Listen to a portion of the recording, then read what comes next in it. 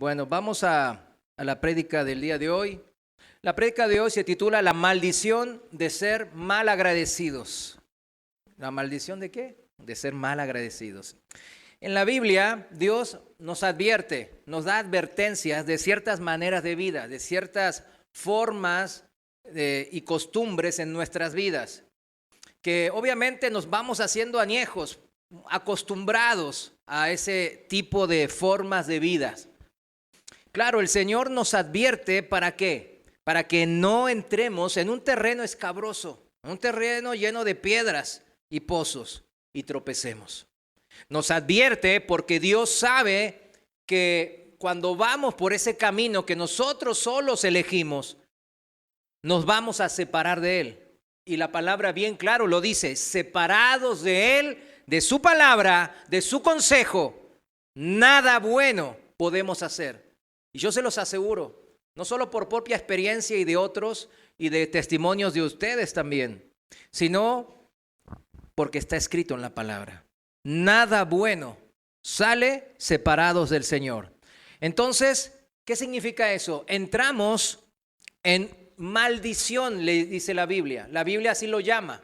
Y vamos a ver qué es esto de entrar en maldición, porque mucha gente dice, ay no, es que Dios nos maldice. Si nos portamos mal, Él nos maldice, Él nos pega, Él nos da duro. ¿Será cierto eso? En la tercera definición de la Real Academia Española, la palabra maldición habla de reprobación, habla de contrariedad, de ser contrarios, de haber una controversia. Cuando, fíjense bien, esta es la tercera definición de la Real Academia, es la que quiero que se les quede, porque habla justamente la maldición como es bíblica. Cuando nuestras actitudes y nuestras conductas son reprobadas por Dios. Cuando nuestra forma de vida entra en contrariedad con los principios morales y espirituales de Dios. Entonces, solo entonces, téngalo por seguro, que no nos irá bien. Esa es lo que dice la Biblia. Tarde o temprano, ese andar por la vida contrariando al Señor, sus leyes, su palabra, su consejo. Tarde o temprano, y más temprano que tarde, encontraremos camino de muerte, dice la Biblia. Eso es maldición. Sino, ¿qué cosa es estar en maldición? Estar en contra de Dios es estar en contra del favor de Dios, de la bendición que Dios ya tenía preparada para nosotros. Por eso se le dice que trae maldición, mis hermanos. Una de las maldiciones más comunes en que caemos nosotros, los hombres, los seres humanos en general, es la que está escrita en el pasaje principal de hoy, Proverbios capítulo 17, versículo 13. Proverbios capítulo 17, versículo 13, en la Reina Valera, fíjense, dice así: el que da mal por bien, no se apartará el mal de su casa. Lo voy a repetir en la traducción viviente. Si pagas mal por bien, el mal nunca se irá de tu casa. En la palabra de Dios para todos, para que se nos quede más claro, dice así: no le hagas mal al que te hace el bien, porque lo pagarás el resto de tu vida. ¿Cuándo lo pagaremos? Por el resto de su vida. ¿A quién le gusta pagar cuotas, mensualidades para siempre? No, ¿verdad que a nadie, no? A nadie nos gustan, pero ¿cómo nos gusta entramarnos en eso? Pero fíjese, acá dice que el que le hace mal al que le hizo bien, lo va a pagar por el resto de su vida. O sea, va a estar pagando esas mensualidades de maldición por el resto de su vida. Es contundente el consejo de Dios. No deja ningún lugar a dudas, a ningún debate. El problema no es que Dios no nos ha advertido, sino que hacemos caso omiso de sus advertencias. Eso tiene un nombre. ¿Sabe cómo se llama cuando usted hace caso omiso de alguien? Incredulidad. O sea, no le está creyendo a la persona que le habla. ¿Vieron los hijos cuando crecen? Ya el padre y la madre no son los superhéroes que ellos pensaban. Tienen defectos, como cualquier otros. Entonces empiezan a ser incrédulos del potencial y de la capacidad de sus padres. Y por eso no le creen todo ya. Y no confían todo en ellos. Entonces ya le empiezan a decir, no, sí, claro, sí. Sí, claro. Entonces empieza la incredulidad. Que es, cuando es con relación a la relación que tenemos con Dios, es la peor forma de enfermedad espiritual que uno puede estar. La peor forma de enfermedad espiritual. La incredulidad es como el cáncer que si dejamos sin tratar nos va carcomiendo por dentro hasta acabar con nuestra vida. ¿Cuántos aquí tienen esta enfermedad? Pues no sabemos, nosotros no sabemos. Algunos quizás estén en la primera etapa de esta enfermedad. ¿Vieron? Como el cáncer que dicen, no, está en la primera etapa, apenitas. Otros ya van en una cuarta etapa y avanzada encima, donde ya es irreversible y la muerte es inevitable. Dicen que las células cancerígenas van dando sus brotes dentro de nuestro cuerpo, en todos los cuerpos, de la gente joven y saludable también. Pero un cuerpo joven, o un cuerpo mejor dicho saludable, lucha y vence constantemente a esas células cancerígenas. Todos los días. Nuestro cuerpo saludable está luchando y venciendo esos brotes de células cancerígenas. ¿Cuántos dan gracias por eso? Pues no, pues es algo que el cuerpo ya lo hace, el cuerpo que Dios nos creó. Este cuerpo saludable lo hace porque, valga la redundancia, está saludable, es nutrido por alimento sano y lleno de vitaminas, minerales, todos los requerimientos que necesitamos para una vida sana y fuerte. Entonces, si usted ha entendido la analogía, es clara, ¿verdad? ¿Con qué se está nutriendo? En su alma y en su espíritu. El único alimento sano que puede fortalecernos en nuestro interior es la palabra de Dios. No hay otro. Usted y un servidor necesitamos constantemente, por eso, la palabra de Dios en nuestras vidas. ¿Para qué? Para que no muramos de inanición espiritual principalmente, ¿verdad? Porque si no comemos, se muere de hambre la gente, ¿no? Pero también de enfermedades cancerígenas espirituales y en el alma. No hay una lucha entonces contra esa enfermedad. Y ese cáncer espiritual se va carcomiendo nuestro ser interior. Esta palabra de Dios no son meras palabras escritas sobre un papel o ahora sobre una tablet o un celular. No. Son palabras de vida, mis hermanos. Porque cuando uno la escucha, la palabra de Dios, y la cree, entonces es alimentado sanamente para su ser interior, para su alma y espíritu. Y entonces su ser interior se fortalece y crece. Y así puede no solo ser salvo, como muchas iglesias, no, ya eres salvo, ya estás, ya listo, bye, se acabó, a lo que sigue. No, ahí es el principio.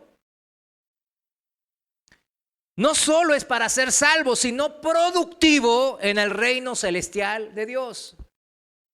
Mateo 4:4, vayamos ahí juntos a Mateo capítulo 4, versículo 4, en la Reina Valera seguimos. Dice que Jesús le respondió al diablo de esta manera: escrito está, no solo de pan vivirá el hombre, sino de toda palabra que sale de la boca de Dios. Amén. El ser humano no es solamente este cuerpo visible, material.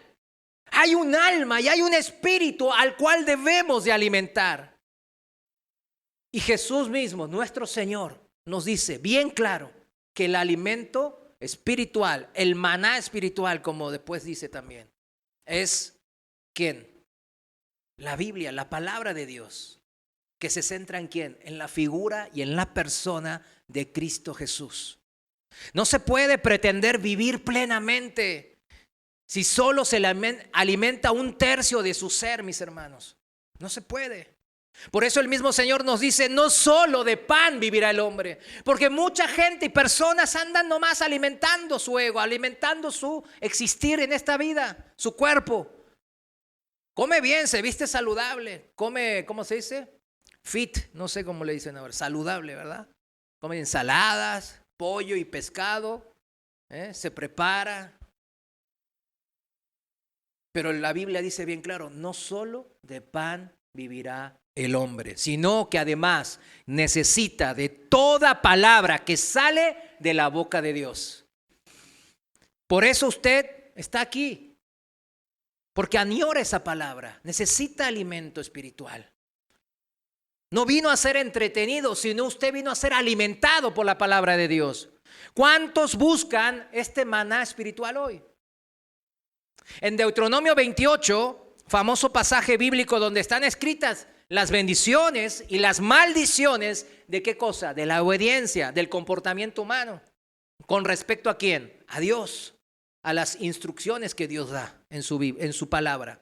Cuando en el capítulo 28 de Deuteronomio se expresan sobre las maldiciones, nos da las causas de estas maldiciones. ¿Quién quiere saber las causas de estas maldiciones? Porque muchos cristianos andan nomás, le va mal en la vida y que sufren alguna prueba, algún pesar, alguna pérdida y ya andan culpando ¿a quién? A Dios. Pero aquí nos da la causa bien clara. Estamos hablando de lo principal, la causa principal, porque hay también pruebas, ¿no? Pruebas para fortalecer nuestra fe. Pero miren las causas que dice, la causa de la maldición, dice en Deuteronomio, vamos juntos a Deuteronomio 28, 20, versículo 20. Lo voy a leer en la Reina Valera actualizada. Y dice así la palabra de Dios, el Señor enviará contra ti, o sea, al desobediente, maldición, turbación y reprensión en todo lo que emprenda tu mano, hasta que seas destruido y perezcas rápidamente a causa de la maldad de tus hechos. ¿A causa de qué? De la maldad de nuestros hechos, por los cuales me habrás abandonado. O sea, cuando abandonamos la instrucción de Dios, la palabra de Dios no nos interesa,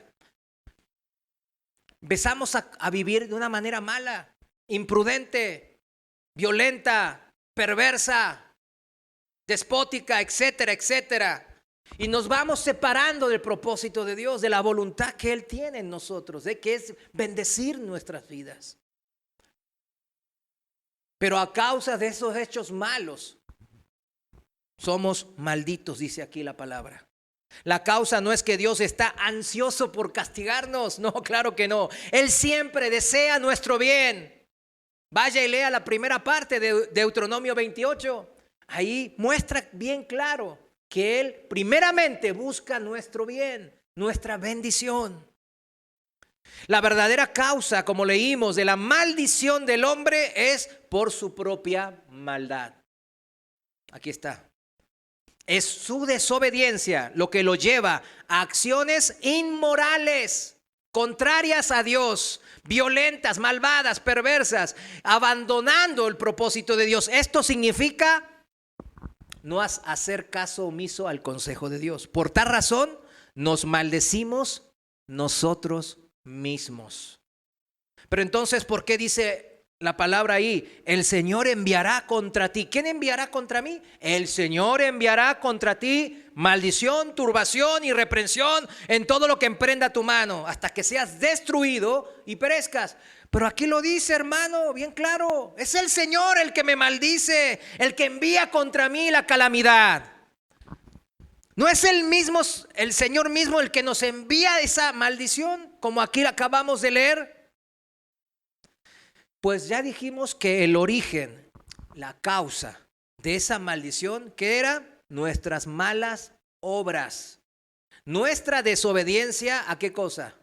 A las leyes de Dios. Si hay un Dios que creó todo y a nosotros también, Él puso orden, porque es un Dios ¿de qué? Orden. Y para poner orden se necesitan ¿qué? Cosas, leyes, instrucciones, para que vivamos dentro de ese orden, dentro de la bendición de Dios.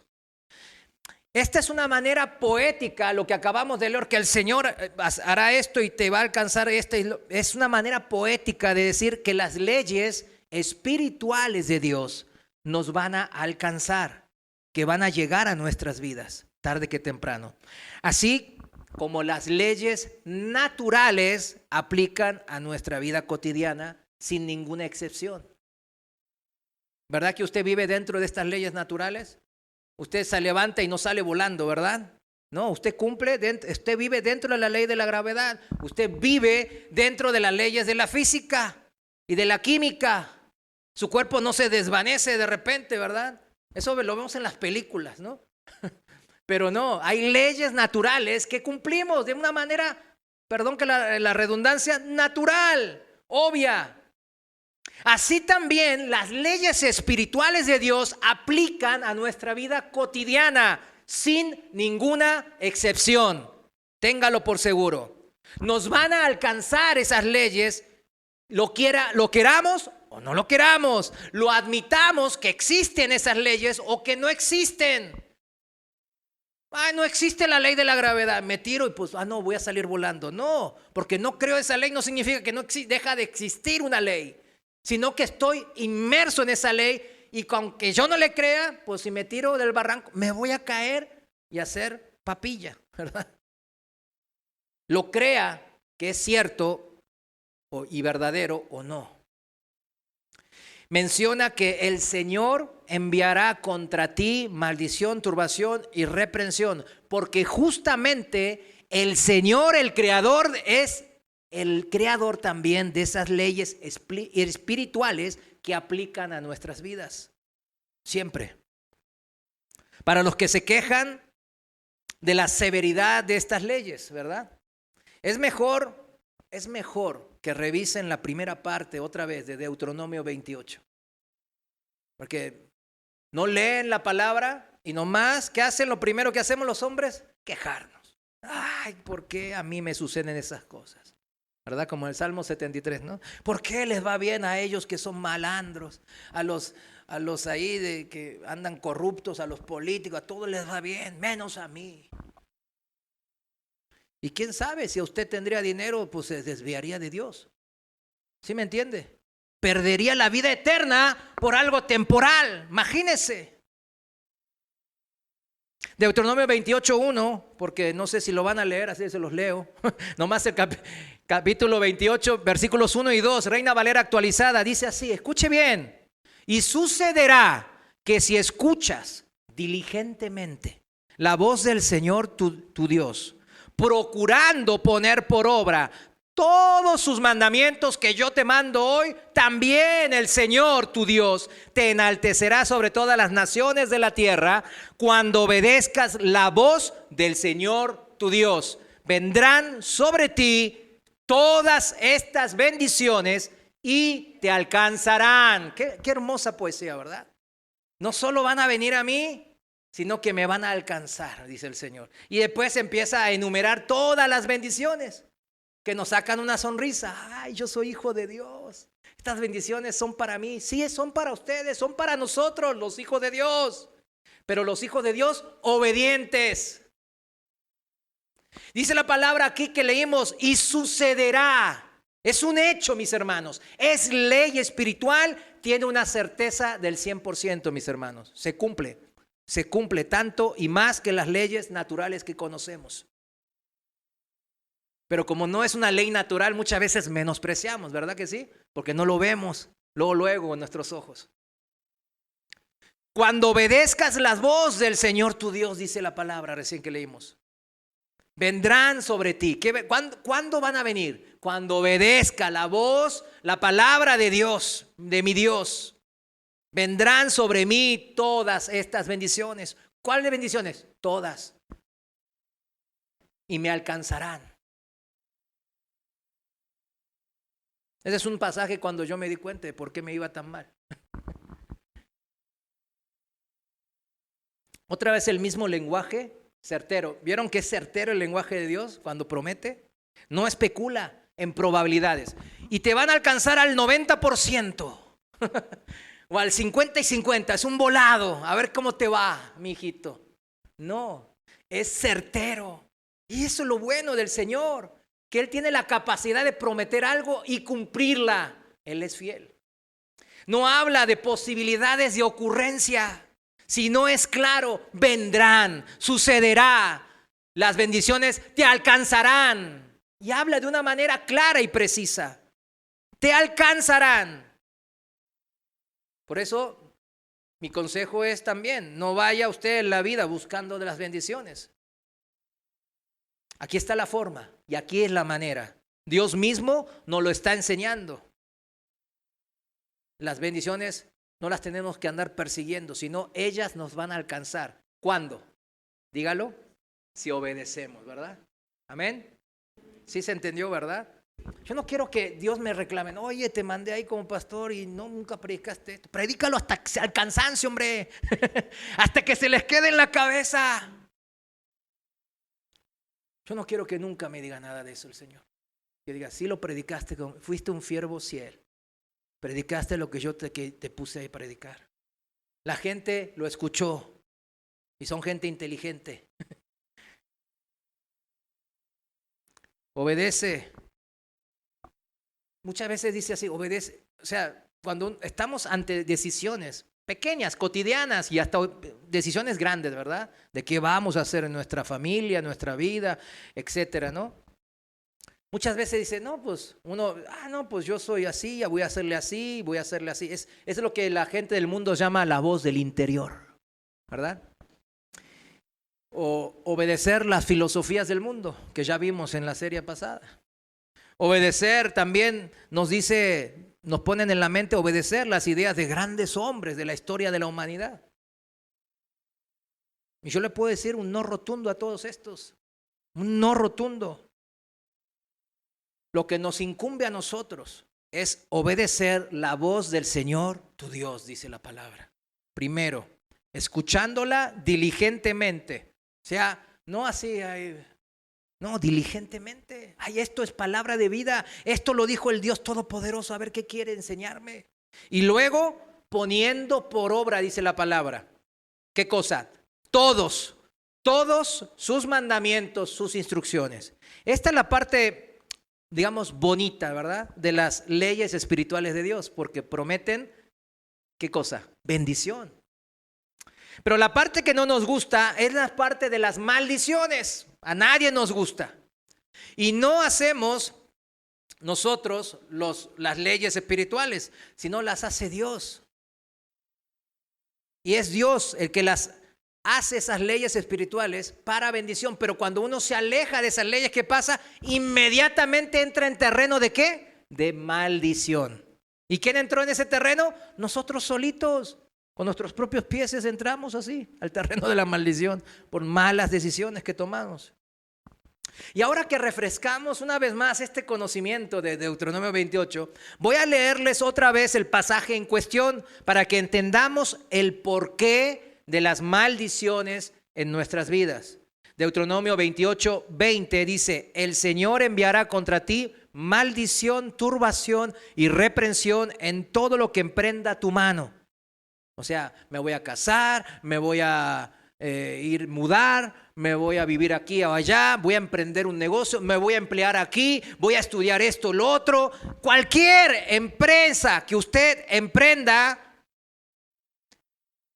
hasta que sea destruido y perezcas rápidamente a causa de la maldad de tus hechos, por los cuales me habrás abandonado. ¿Ya ven? Las causas de las maldiciones están en nuestras malas conductas y acciones. Pero también hay una buena noticia en esto. ¿Dependen de quién entonces? ¿Ser maldecidos o no? No de Dios, de nosotros. No somos robots. Depende de mí. No depende de una tercera persona. Qué padre, ¿verdad? Que no dependa de otros, sino que depende de mí mismo. Y para los padres de familia, les digo, con sus malas decisiones se llevan también a sus hijos. La Biblia habla de maldiciones generacionales, pero no es porque les echan un conjuro, ¿verdad? Ya lo estamos aprendiendo que no es eso. Hace un tiempo vino un hermano y andaba en esto de los conjuros y no, andaba bien mal. Yo le digo, no, es la palabra lo que lo va a restablecer. Es la palabra lo que lo va a erigir de vuelta como un hijo de Dios. No, y él buscaba romper conjuros, atar al diablo y etcétera, etcétera. Cosas que enseñan todavía en la iglesia, todavía. Muchos de aquí hemos escuchado eso, ¿verdad? ¿Funciona? No funciona, no funciona. Funciona vivir bien, como Dios manda. No nos echaron un hechizo cuando estamos en maldición. No estamos bajo la magia negra, vudú, no sé, estamos salados, dicen algunos. Y aunque lo estuviéramos, ¿verdad? Tenemos su palabra como garantía de que si obedecemos sus consejos en todo, las bendiciones nos seguirán y nos alcanzarán. Esa es la bendición, eso es lo padre cuando uno entiende al Padre Celestial. Entonces ya sabemos cómo cortar las maldiciones en nuestras vidas, ¿verdad? No es buscando a uno que nos lee la mano, a un brujo, a un hechicero, no es haciendo palabras, conjuros o decretando con la autoridad con nuestras bocas, porque somos hijos del Altísimo, bla, bla, bla. No. No es decir 3 veces palabras mágicas, chiquiti, chiquiti, pum. A ver, se me fue, ya la maldición se acabó en mi vida. No, pórtate bien, se acabó, punto. Ay, ¿cómo me porto bien? Y no, es que no me gusta leer la Biblia, la veo ya me desmotiva, es una cosa así. No, hombre, no. Dicen que son 66 libros en un solo libro. Mi peor pesadilla, 66 libros en un libro. Y no me gustan los libros. Entonces, yo le puedo decir, pues entonces vaya y lea los 10 mandamientos, la ley moral de Dios. 10 mandamientos, son 10. Y vaya. Y si es hijo de Dios, el Espíritu Santo le va a ayudar. ¿A qué? A seguir eso. A vivir en santidad. Cambiemos nuestra actitud, nuestro carácter, nuestra forma de ser. Dejemos atrás el pecado que nos agobia, como dice el apóstol. Dejemos atrás ese pecado que nos agobia. No le agobia cuando está como hijo de Dios. No nos agobia cuando pecamos y volvemos a tropezar sobre la misma piedra. Y otra vez dice, ay Señor, me agobia esto, Señor, ayúdame. No quiero defraudarte más. Por eso dice el pecado que nos agobia. Deshagámonos de todo eso. Las maldiciones se cortan cuando nos ponemos manos a las obras con la palabra de Dios. El apóstol Pedro nos da una enseñanza bíblica ahí en su segunda carta cuando se refiere a falsos maestros que son el ejemplo clásico de la gente mal agradecida. Estos falsos maestros en las iglesias estoy hablando, son ese ejemplo de los que pagan mal por bien. Esos son. Ya que ellos recibieron ¿qué cosa? El tesoro más grande que puede uno recibir. Que usted, como hijo de Dios, recibió ¿qué es? La palabra de Dios. El mejor bien que podamos tener. Pero estos falsos maestros que menciona Pedro, la transformaron en mal. La usaron para su provecho y su antojo. Al predicarla de diferente forma. Al predicar, como dice, otro evangelio. Y al haberse desviado total o parcialmente del verdadero significado del evangelio, igual ellos dicen, esta es la palabra de Dios que tiene poder. Esto es. Claro que nadie va a vender pan duro. Todos dicen que esta es la palabra que tiene poder de Dios. Pero ¿cuándo la palabra de Dios tiene poder en nuestras vidas? ¿Cuándo qué? Obedecemos. Y obedecemos no por temor, sino por amor. Ay, eso no sé cómo Bueno, el temor de Jehová es el principio de la sabiduría. Primero empezamos con ese temor reverente. Pero nuestro ser espiritual va creciendo, mis hermanos. Va creciendo. Y se va desarrollando en una figura de amor. De una relación amorosa. ¿Con quién? Con nuestro Padre que está en los cielos. Vayamos al pasaje en cuestión en 2 de Pedro, capítulo 2, versículo 12. 2 de Pedro, capítulo 2, versículo 12. En la traducción viviente dice de esta manera: esos falsos maestros son como animales irracionales que viven por instinto y nacen para ser atrapados y destruidos. Se burlan de lo que no entienden e igual que animales serán destruidos. Ay, es dura la palabra de Dios, ¿verdad? sea, el cristiano que dice no vive por instinto. No, es por instinto. No, el cristiano no es un animal. El cristiano vive ¿cómo? Dígalo, de toda la palabra que sale ¿de dónde? De la boca de Dios. No vivimos por instinto. Y continúa la palabra en el versículo 13, dice, en respecto a los falsos maestros, su destrucción será la recompensa que recibirán por el daño que han causado. La gente que es maldita va causando daño. No solo es maldita ella, sino va causando daños a la gente que lo rodea. ¿Sí se dan cuenta de eso? Porque causo daño a mi esposa o a mi esposo, a mis hijos, a mis padres. Empiezo a causar daño. Esa es la gente maldita, va a un lado y otro causa daño. ¿Por qué son malditos estos falsos maestros? Por el daño que ellos han causado, por sus malas obras, por su desobediencia conscientemente, no es que sin querer queriendo lo hicieron, por su manera perversa de obrar y predicar la palabra de Dios a otro evangelio diferente. Y sigue el versículo, a ellos les encanta entregarse a los placeres perversos a plena luz del día. O sea, son sinvergüenzas. Son una vergüenza y una mancha entre ustedes. Fíjense, está hablando a la iglesia, mis hermanos. Yo quiero que se concienticen. No está hablando a la gente del mundo. Está hablando dentro de las iglesias. Pasa este tipo de cosas.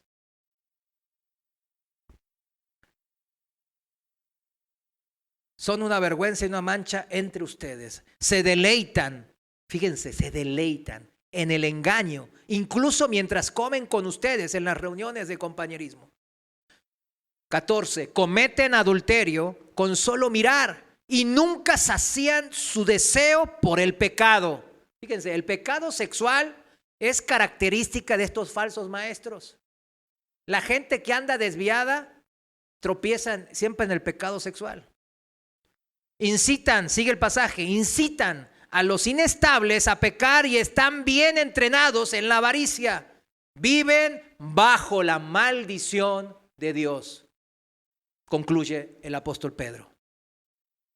Fíjense, esta gente que anda bajo maldición, no se quedan ellos solos practicando toda clase de pecados, sino que incitan, alientan, influencian a otros también ¿a qué? A pecar. Cuando un hermano en la congregación lo incite a pecar en algo, mi hermano, mi hermana, por favor, ya usted tiene el mandato de Dios aquí, ya usted tiene conocimiento.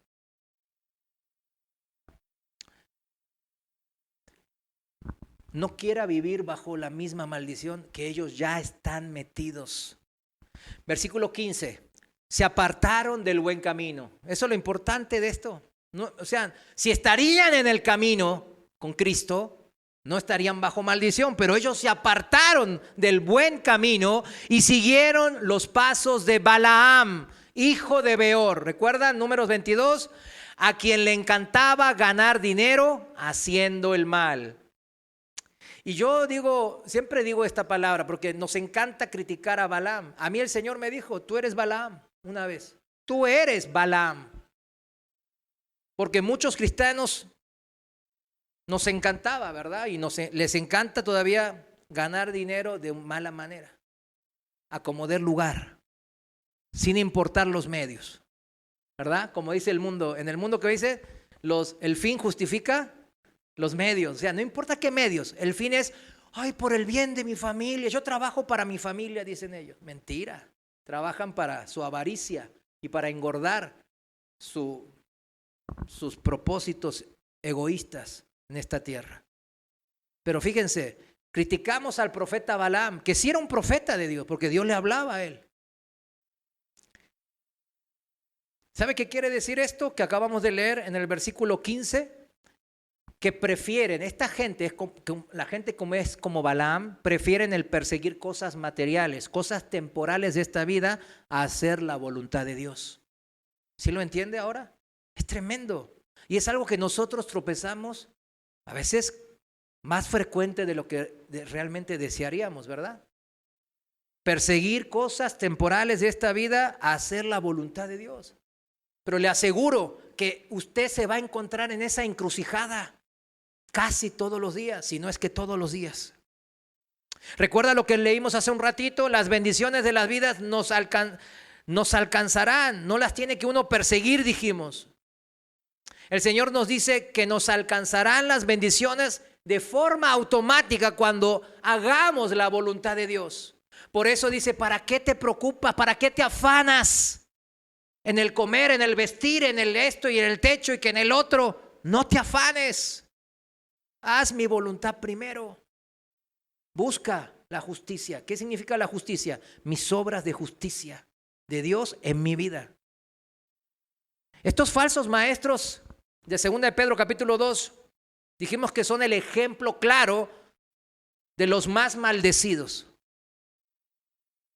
En la Reina Valera, a veces esta gente dice, no, pero esos falsos maestros, y conocemos muchas iglesias que andan con estos falsos maestros, y a ellos les va bien, entre comillas.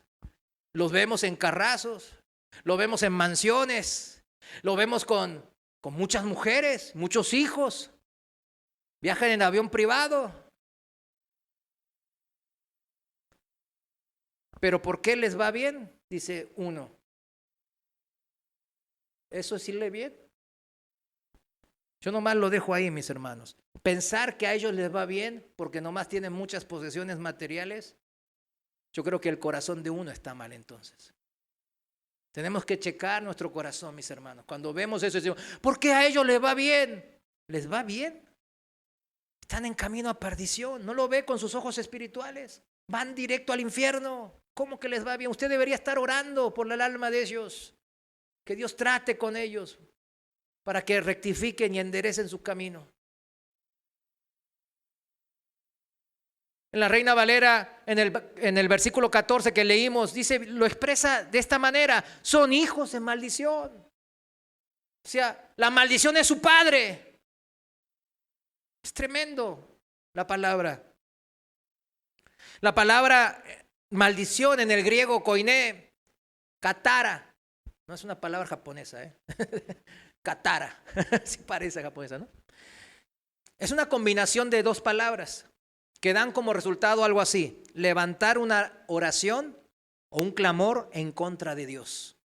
Eso es maldición. Cuando usted es maldito, cuando usted levanta su puño en oposición a Dios. Me vales cacahuate, Dios. Me vale tu palabra, esta no sé si es tu palabra o es, y aunque sea tu palabra, no me interesa. Y uno levanta el puño diciendo, mi pensamiento es mejor que el tuyo, y lo levanta así en oposición. Eso es maldición, la palabra en el griego koiné. ¿Cuántas veces hacemos eso? Y estos falsos maestros, mis hermanos, son el ejemplo, dijimos, de los más maldecidos, porque ellos han devuelto, ¿qué cosa? Mal por bien.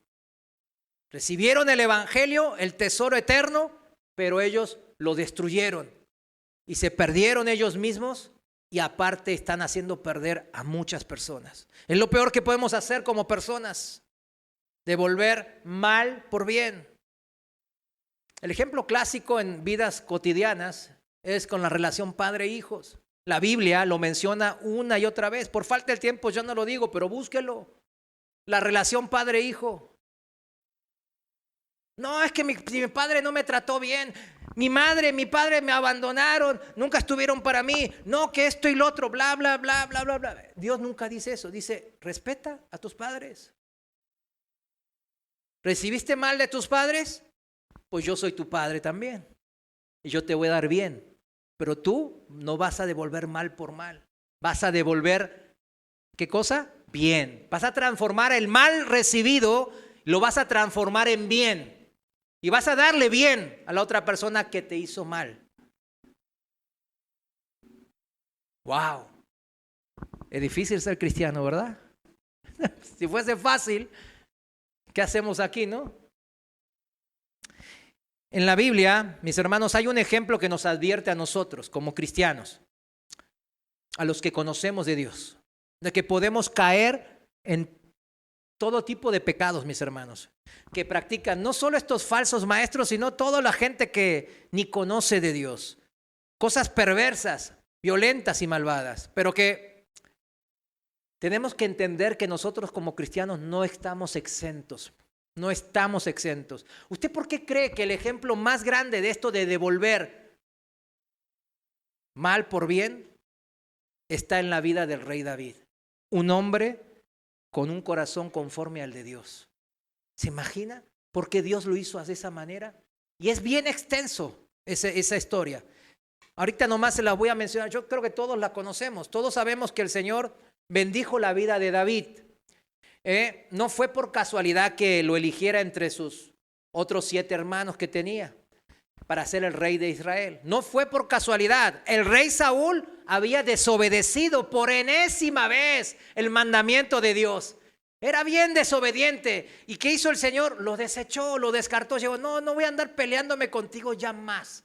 Ya te advertí.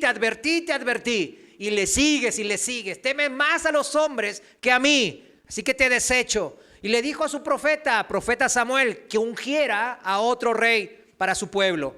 Y lo hizo ir a la casa de Isaí. ¿Recuerdan? Ahí en Belén. Isaí era el nieto de Booz, el que se casó con Ruth. Sí, una historia, un bonito libro, ¿no? Fíjense, ahí estaban, de la tribu de Judá. Isaí tenía 8 hijos varones y el menor de ellos era David. Entonces, cuando llega el profeta, por mandato de Dios, a la casa de Isaí, le invita a hacer sacrificios. En esa época, en el Antiguo Testamento, hacían sacrificios de adoración, por expiación de pecados, etc. Y ahí podían participar los hijos, y ahí los van presentando al profeta. Y dice en 1 Samuel, capítulo 16, versículo 6, en la Reina Valera actualizada, dice, y aconteció que cuando ellos llegaron, Samuel, el profeta, vio a Eliab, al primogénito, y pensó, ciertamente su ungido está delante del Señor. Pero el Señor dijo a Samuel, no mire su apariencia, ni lo alto de su estatura, pues yo lo he rechazado, dice. Porque el Señor no mira lo que mira el hombre mira lo que está delante de sus ojos, pero el Señor mira el corazón. Luego todos conocemos la historia, cómo siguió. David siendo el menor, el más menospreciado, el más pequeño entre ellos, él fue el ungido de Dios, porque su corazón era recto delante de Dios. Luego David se vuelve famoso por matar a un tal gigante llamado Goliat y recibe honores, muchos honores y hasta un puesto como capitán de la guardia del rey. El rey Saúl lo comienza a envidiar y busca matarlo. Así comienza el entrenamiento de David, su preparación para ser rey. Y escapa de Saúl, anda por el desierto, anda por lugares inhóspitos, en territorio enemigo, con los filisteos, etcétera, etcétera. Luego, mucho tiempo después, es de ser ungido y de pasar todas estas penurias, este entrenamiento, es declarado rey de toda Israel. Fue entonces él conquistando todos los pueblos paganos que estaban alrededor e hizo grande a la nación de Israel entre todos los pueblos de la tierra. Dicen historiadores, ya no lo dicen, pues ya lo han sacado prácticamente al rey David de los libros de historia, pero cuando yo estaba chavo, pues en mis libros de historia sí aparecía el rey David y aparecía extensamente comentarios de él, porque él dominó el Medio Oriente. Por un periodo corto, claro, su gobierno fue 40 años, pero nomás reinó 33 en toda Israel. Por 33 años y un poco y parte del gobierno de su hijo Salomón, él tenía el reino más extenso y rico en el Medio Oriente. Claro, eso no les gusta a los historiadores seculares de ahora, por eso lo sacan, ¿verdad? Porque está en la Biblia. Pero bueno, es un comentario aparte. Entonces, la historia continúa. Él era poderoso, era el rey, ungido por Dios, estaba bien delante del Señor, pero toda esa abundancia y ese dinero y esa posición de poder causó en el corazón de David daño severo. Y vayamos ahora al libro de 2 de Samuel, capítulo 11, versículo 1. En la traducción viviente lo voy a leer. 2 Samuel 11:1 dice así: en la primavera, cuando los reyes suelen salir a la guerra, David envió a Joab, su general, y al ejército israelita para pelear contra los amonitas. Destruyeron al ejército amonita y sitiaron la ciudad de Rabá. Sin embargo, David se quedó en Jerusalén. O sea, David, el rey guerrero, se quedó ahora en Jerusalén. Una tarde después del descanso de mediodía, o sea, se había despertado tarde al mediodía, David se levantó de la cama y subió a caminar por la azotea del palacio. Mientras miraba hacia la ciudad, vio a una mujer de belleza singular que estaba bañándose. Luego envió a alguien para que averiguara quién era la mujer y le dijeron: es Betsabé, hija de Eliam y esposa de Urías elitita.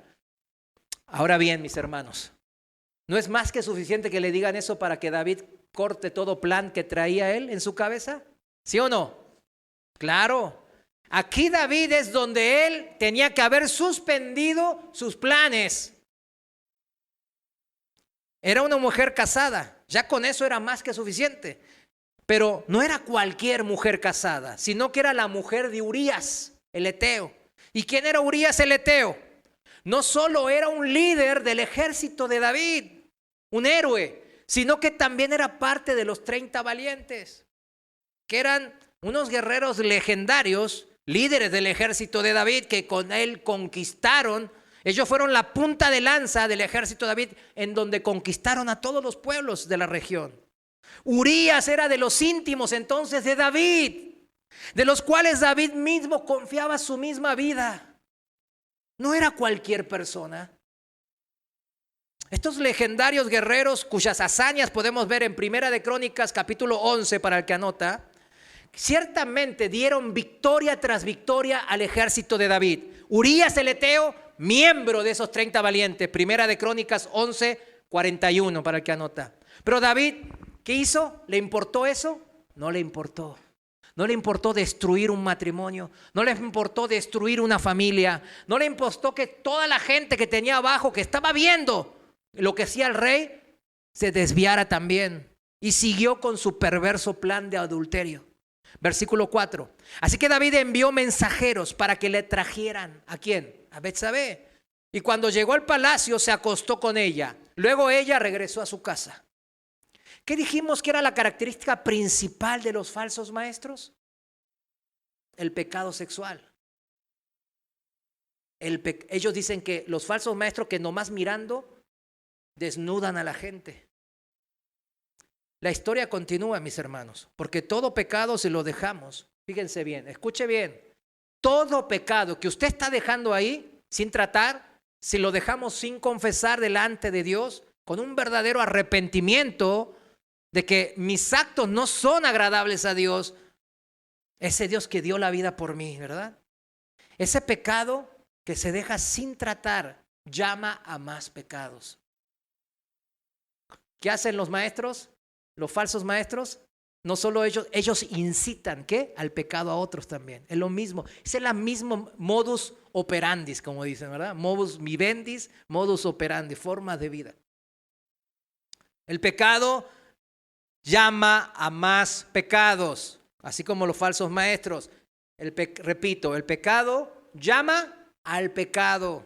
Según la palabra de Dios, el pecado tiene una dinámica de autoalimentarse, retroalimentarse, donde la tendencia a pecar puede generar una espiral, un círculo vicioso de comportamientos pecaminosos que no terminan más. Vamos a la justificación en la palabra. Romanos capítulo 8, versículos 5 al 8. Romanos 8, 5 en la traducción viviente. Fíjense cómo dice: los que están dominados, fíjense, dominados por la naturaleza pecaminosa, piensan ¿en qué cosa? En cosas pecaminosas, en el pecado. Pero los que son controlados, guiados por el Espíritu Santo, piensan en las cosas que agradan al Espíritu. Por lo tanto, fíjense, esta es la conclusión: permitir que la naturaleza pecaminosa, mi carne, les controle la mente, ¿lleva a qué cosa?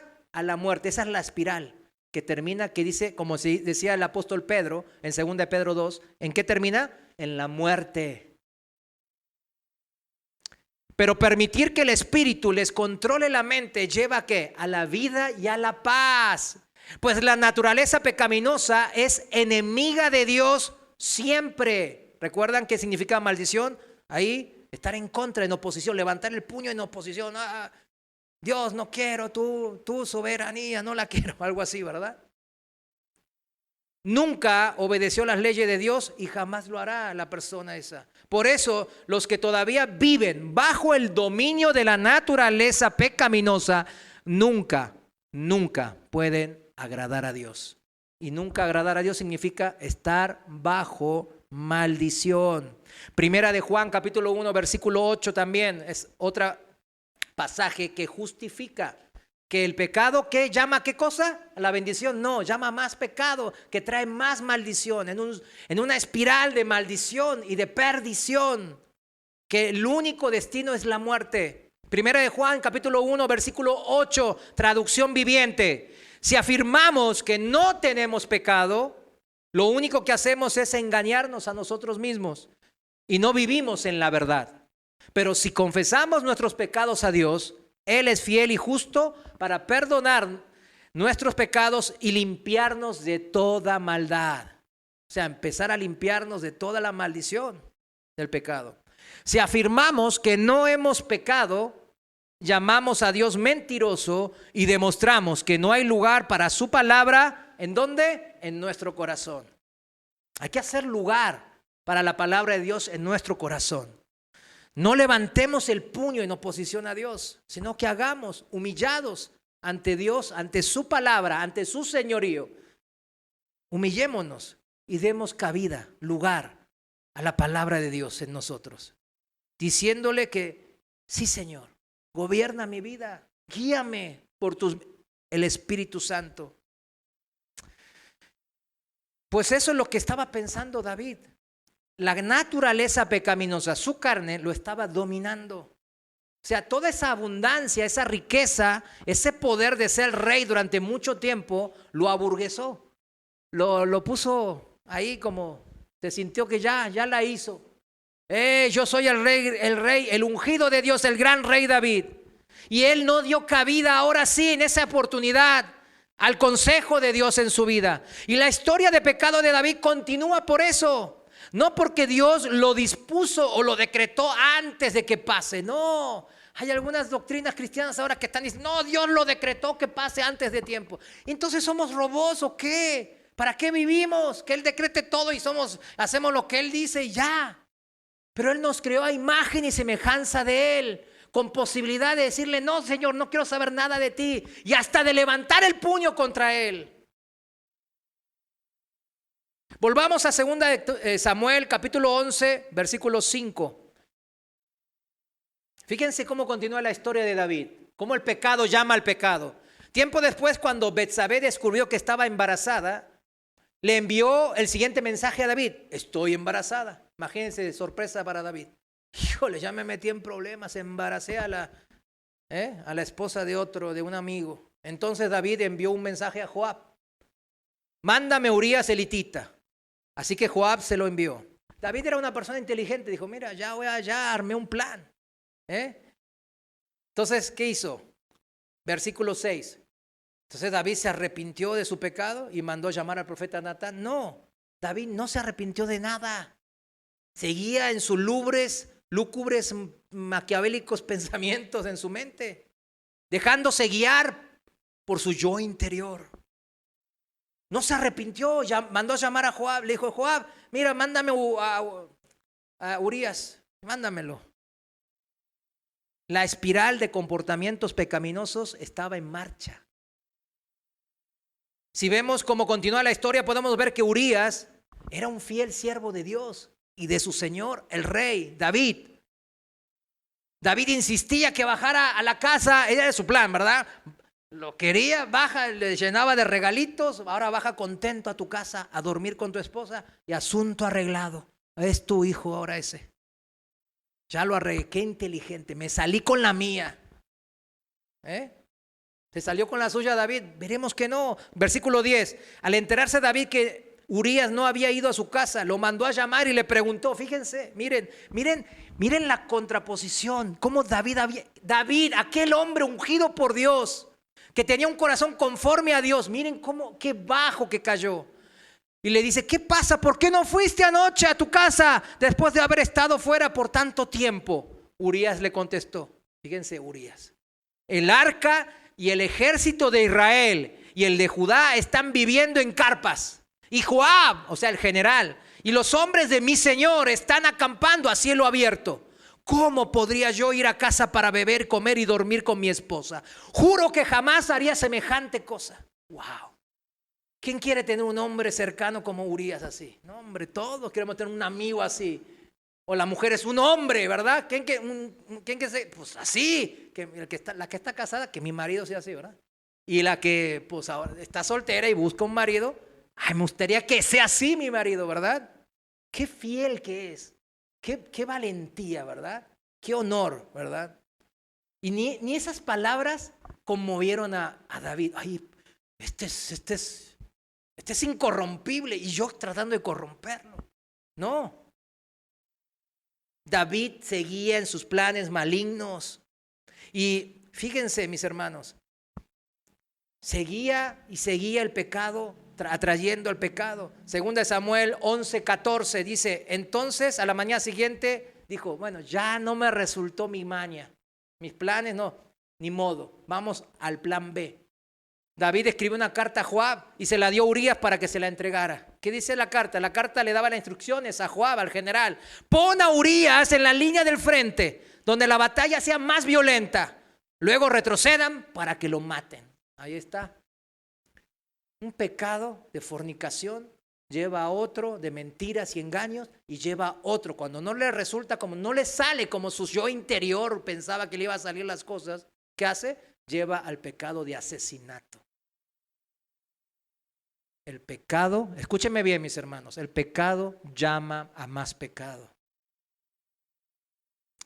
Sentenció así a muerte a Urías, pero también se sentenció él mismo a maldición de por vida.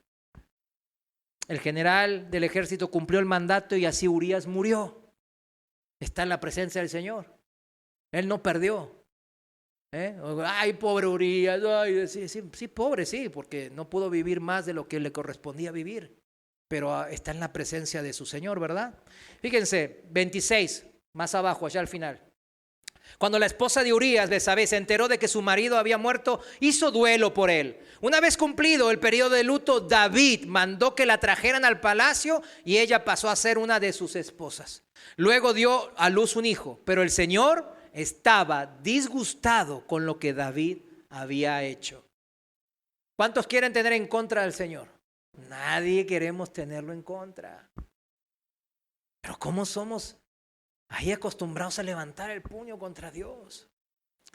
El Señor en su misericordia envía al profeta Natán a amonestar a David, a ver que se arrepiente, porque si no ya lo iba a quitarle la vida, que yo creo. Segunda de Samuel, capítulo 12, siguiente capítulo 12, versículo 7. Seguimos en la traducción viviente. Versículo 7. Entonces Natán le dijo a David, o sea, le contó una historia, ¿no? De la ovejita, del hombre rico, del hombre pobre, y el hombre rico agarró la ovejita del hombre pobre y lo hizo carne asada, ¿verdad? Con buen norteño, parece que era. Entonces lo hizo carne asada y ya, vámonos. Entonces David se enojó por una injusticia, ¿verdad? Dije, no, maldito, este hombre está mal. Y se prendió David, ¿verdad? Ahí sí, ¿no? Ahí sí te prendes, David. El Señor Dios de Israel, tú eres ese hombre. El Señor Dios de Israel dice, yo te ungí rey de Israel y te libré del poder de Saúl. Le estaba enumerando las bendiciones que Dios le había dado a David. Versículo 8.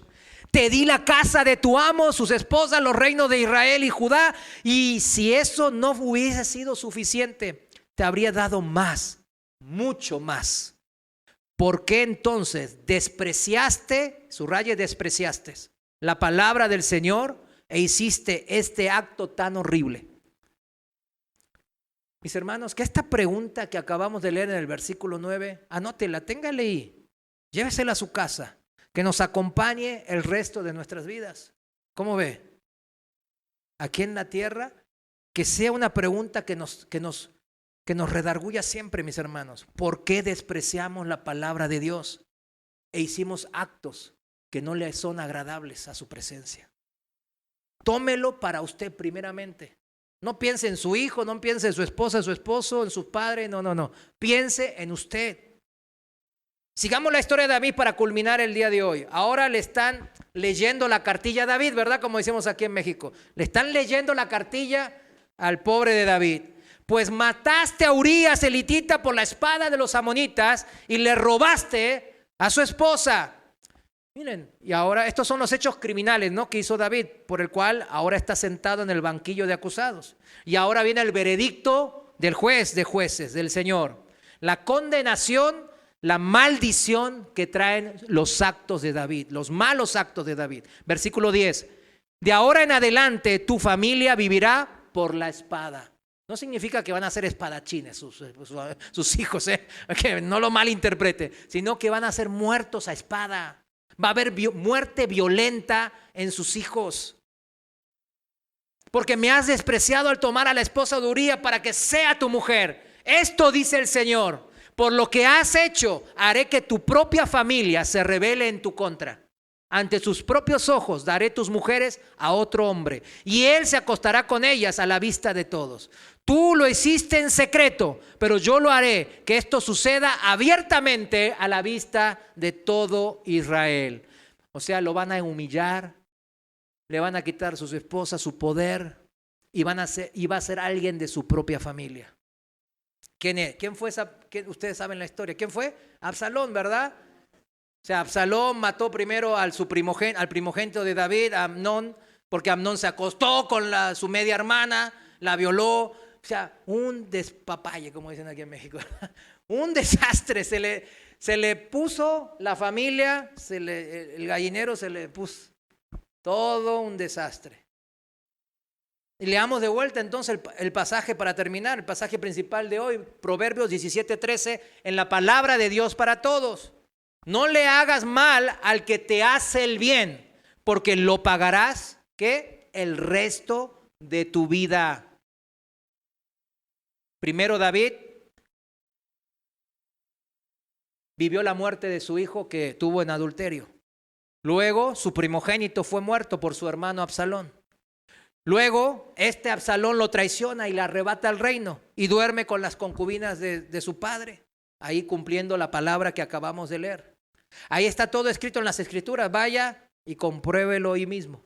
Cuando la palabra, mis hermanos, reprende a un personaje como David, debemos de bajarnos de nuestro pedestal nosotros, y humillarnos ante Dios. Dejar de levantar el puño contra Dios. Este mismo rey David que pudo decir inspirado, fíjense, él lo dijo inspirado por el Espíritu Santo. Segunda de Samuel, capítulo 23, versículo 2. No lo busques, yo solo leo en la traducción viviente. Dice David, el Espíritu del Señor habla por medio de mí. Sus palabras están en mi lengua.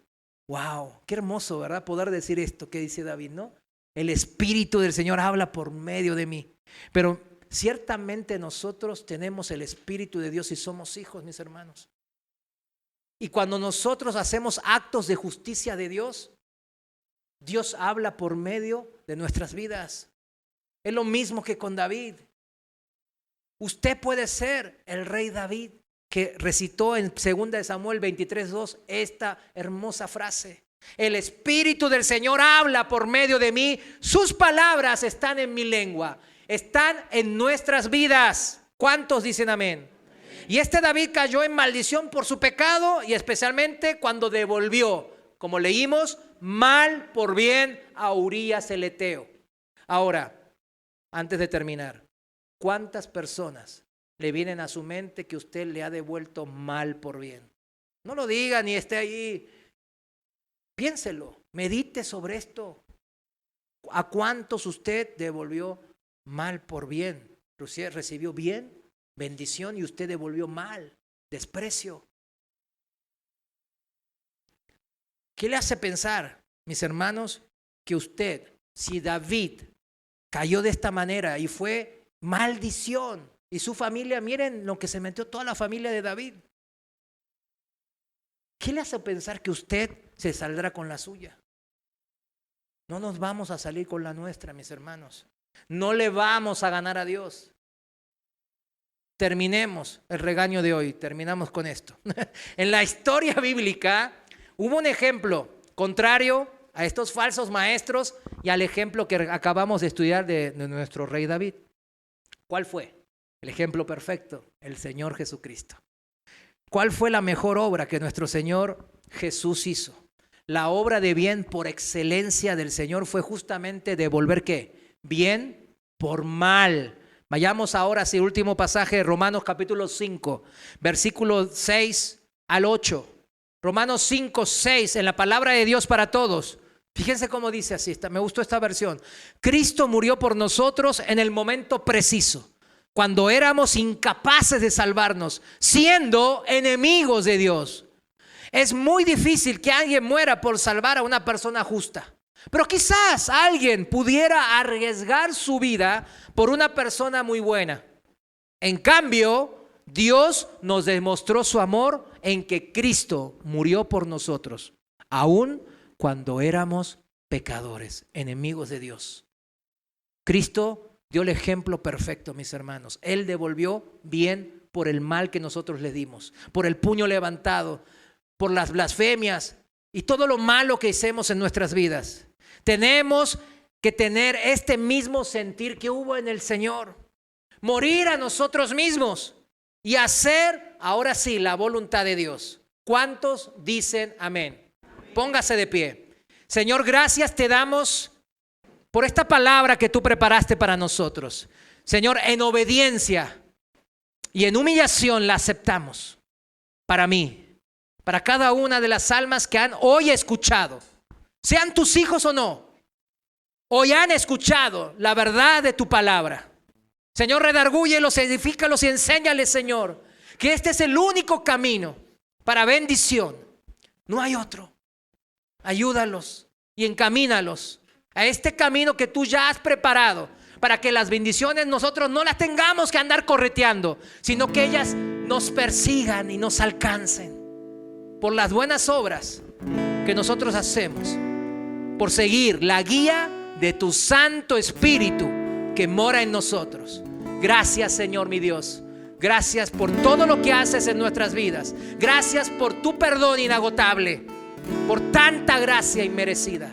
Gracias, Señor, por nunca jamás dejarnos a nuestro propio antojo, sino que nos tratas como trataste al rey David. Tú también nos amas igual que a él. Y sabemos que tu Santo Espíritu puede obrar a través de nuestras vidas cuando hacemos tu justicia en esta tierra. Gracias, en el nombre de Jesús. Amén.